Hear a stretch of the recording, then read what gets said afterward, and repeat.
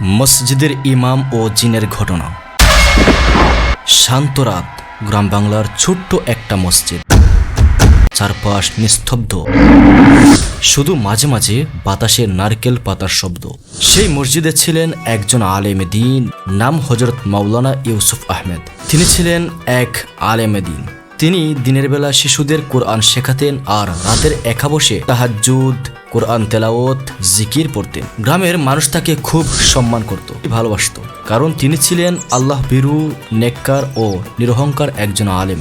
এক রাতে ঘটল অদ্ভুত এক ঘটনা। রাত প্রায় 2:30টার সময় ইমাম সাহেব নামাজ শেষ করে দোয়া পড়ছিলেন। হঠাৎ মসজিদের ভেতরটার বাতাস ভারী হয়ে গেল, যেন কেউ ফিসফিস করে কিছু পড়ছে। তিনি স্পষ্ট কোরআনের আয়াতের মতো আওয়াজ শুনলেন, কিন্তু আশ্চর্য ব্যাপার, মসজিদে তিনি ছাড়া কেউই ছিলেন না। ইমাম সাহেব স্থির হয়ে বললেন, আল্লাহর নামে আমি তোমাকে প্রশ্ন করছি, তুমি কে?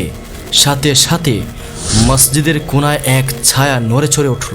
ধীরে ধীরে সেটা মানুষের আকৃতি নিল, কণ্ঠস্বর ভেসে এলো, ভয় পেও না হে আল্লাহর বান্দা, আমি এই এলাকার এক মুসলিম জিন।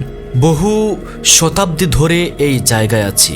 তোমার কোরআন তেলাওয়াত শুনতে আমি প্রতিদিন এখানে আসি এবং খুবই ভালো লাগে।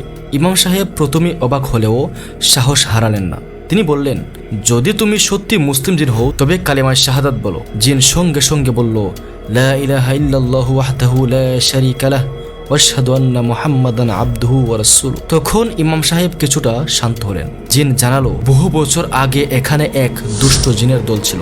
তারা নামাজ পড়তে আসা মানুষদের ভয় দেখাতো, অজু ঘরে শব্দ করত, কখনো বাতি নেভাতো, কখনো দরজা বন্ধ করে দিত। কিন্তু যখন আপনি এখানে কোরআন তেলাওয়াত শুরু করেছেন, তখন থেকেই সেই দুষ্ট জিনেরা পালিয়ে যায়।